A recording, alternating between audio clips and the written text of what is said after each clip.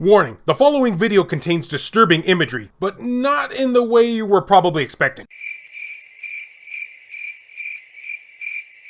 I'll just leave it at that. Greetings fellow Vita fans, this is James with PSVita at 2 AM, coming at you once again with another exciting homebrew video. And if you're new here and love everything PlayStation Vita, don't forget to subscribe and make sure to leave me your thoughts and opinions down below. So the wait is over, here is all of the PS Vita news for the month of June 2022. Did that sound exciting enough? I just never can tell. Anyway, here's the first bit of juicy tidbits. Surprising as it may be, there is already a hack where you can mod your system on firmware 3.74. In fact, this was made available to the community just literally a day or so after the whole firmware update launched. That's some record time there if you ask me. I think these hackers are coming out with these exploits even faster than I can eat a Jolly Donut. And if you're looking for an excellent tutorial on it, I highly recommend a YouTuber by the name of Blaine Locklear, who has done a very comprehensive tutorial and guide when it comes to modding your Vita on this firmware, and he even shows how to make it permanent. So if you just got a PS Vita, want to hack it, I highly recommend checking out his channel and that video. Oh, and by the way, Blaine, I accept 10% gratuities. You all know how I love to run with my themes here, so let's run with this one. And your mouth. There is another YouTuber out there who has come up with a way that you can mod your PS Vita without the need of a PC, but via another hacked PS Vita. Whoa, I think we're reaching a parallel here or something. I thought that this was really fascinating, so I just couldn't help but share it with you all. The user's name is Exale, probably not though. But anyway, I found it really fascinating, so if any of you out there have ever wanted to jailbreak your PS Vita without the use of a PC, Mac users, I'm looking at you, and wanted to use another PS Vita, I know that's very situational, but you can now do so, and he shows you how to do it. So follow the links down in the description below, along with all the other links I have down there. Believe me, it's gonna get very busy, and check it out for yourself. Oh, and Ander, I accept 20% gratuities. And being an individual that never stops impressing us, Rinne has an exciting new update for Yoyo Loader. One of my favorite things to say when it comes to PS Vita Homebrew. Now, it has nothing to do with the actual app, I just like saying the name. Here's what his Twitter post had to say. Runtime texture compression has been removed from Yoyo Loader, and in its place, textures, externalations, and pre-compression has been added. Sensibly reducing memory usage by games, this feature allows a lot more games to boot and improves performance in others. But oh, it doesn't end there. He also had to say later on, left and right mouse clicks are now bindable in Yoyo Loader, respectively, the left mouse and right mouse in keys.ini. Gosh, it's hard to say that. Making games that previously were difficult to play, e.g. Post Void or Madness Off Color, now a breeze. As an old school PC gamer, I find these hacks a little bit offensive because I love using the mouse and keyboard so darn much, but this is the PS Vita, so I guess it just goes with the territory, so we'll just avoid that fact for the time being. Still hurting though. And just for the heck of it, here's what he has on Death's Gambit being tested on a dev kit fully optimized. It's just really exciting to know that Yoyo Loader is not only just a thing on the PS Vita these days, but Rinne is working as hard as he possibly can to make it even better. I'm sure many of people in the PS Vita community have already said this, but my hat's off to you, bro. So anybody out there remember Pocketstation? As in the PS Vita version of Pocketstation? No, of course you don't, because it was Japan only. Well, I guess the people that are watching this video that are from Japan probably remember it, but for everybody else, it's probably only been a very interesting curiosity. Wow, what if I told you all that Pocketstation is now a thing that is possible on the PS Vita? Yeah, I don't know how these hackers do it either, but they've done it. And credit goes to our very own Silica for making this possible. It is called Pocketstation Unlocker, which forces Pocketstation on all PS1 titles. So the way this works, from what I understand, is that the PS Vita has Pocketstation support, but only in Japan, of course, and only select games supported it. This forces every game to be Pocketstation compatible, meaning that you can now use any PS1 game to run the Pocketstation emulator. And I'll just address the elephant in the room at this moment. I am getting some serious Dreamcast deja vu, you know, just with less murderous chows.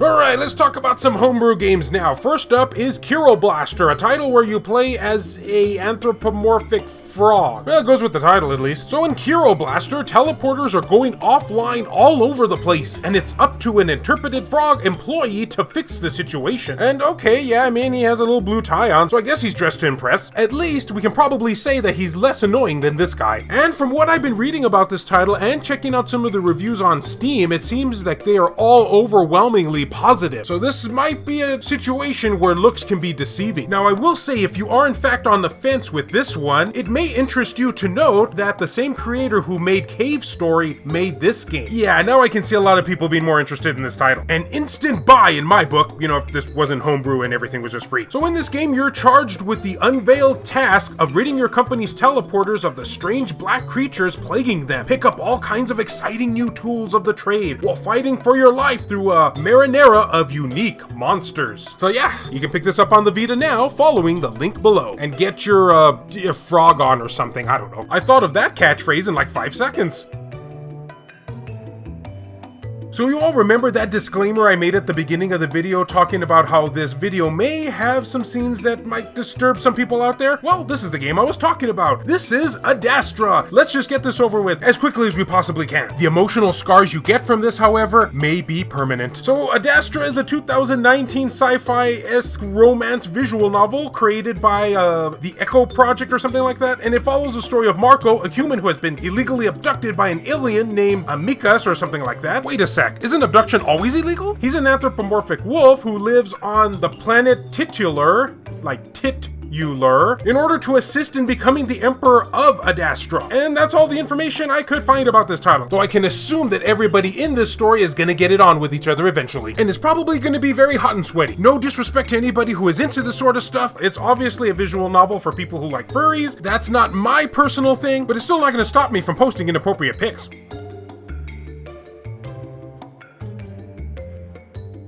So Vita Dev has been very hard at work on his upcoming game called Call of Vita Hackzone. Ah, very nice play on words there. He's been doing various tests, and more testing on it. And I'm sure it goes without saying here that I, for one, cannot wait to try this out. So to celebrate this game, let's have a little montage of what he does have available so far that he's demonstrated on Twitter.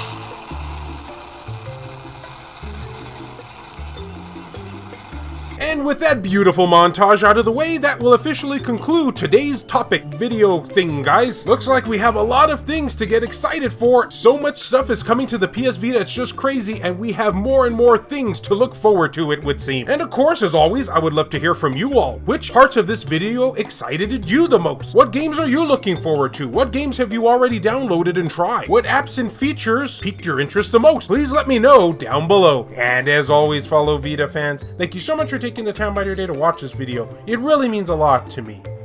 Love you all, and I'll see you next time. This video has been brought to you in part by all of these wonderfully generous supporters who help make this content possible, so a huge thank you goes out to Meshuga360, Bushin Ryu Cat, Berserker Games, Milk Sama, Shin Snake, Niurawashi, Alan Iwazuk, Reiko Star, Zikrito, Matt Fox, B Mystery, Airkick72, Maki's Blog, Randy Azadech, Hero Acer, BMF, Phantom XRS, Gutter Drums, Adam Sondi, Claimer Malarkey, Saul Ramirez, Hemdall Imbert, PS Vita S, VG Legends, Kyle Brooks, Richard Cruz, Jared Hado, JR, Joseph Shavak, Kevin Enright, Silica, Jale, Heston Joseph, Per Sterner, H-Hitter, Crazy Cat, Adam Thury, Wendy K, Michael O'Connor, Rodrigo Vera, Scotiatugal TCG, David Ray, Buzz Sayan, Hector Gonzalez, Franz Hartle, Chris Foxhound, Razal Pliskin, Kayonko, Oridri, 1488 Dental, Burzin Mystery, No Good, Azumara, Juan M. Hermosillo, Lacerated 87, Nintendo Switch at 2 AM, Eric DeWitt, Donut Valley, Tasha Monty, Ricardo Martinez, Mazgus, PSP Guru, Dr. Super Artie, Matt Hargett, Jamie, and Sabin Fire. If you would be interested in supporting the channel and gaining access to a number of perks, including having your name featured on the end credits of these videos, or if you wish to remain anonymous, that can be provided too, then make sure to check the links down in the description below. I have numerous ways for you to do this down there. Can't support in this manner? Don't worry about it. I also have some affiliate links from both Amazon and PlayAsia for anyone who is interested in purchasing something from them. Basically, the way it works is so long as you use one of those links to just access their website, then anything you purchase afterwards, a small commission will go to help support this content at no extra cost to you, the consumer. I also have channel merchandise available, and of course, as always, likes and shares can help equally as much. Hey, did you all notice? I made it through the entire Homebrew video without mentioning Sony once. Aw, crap.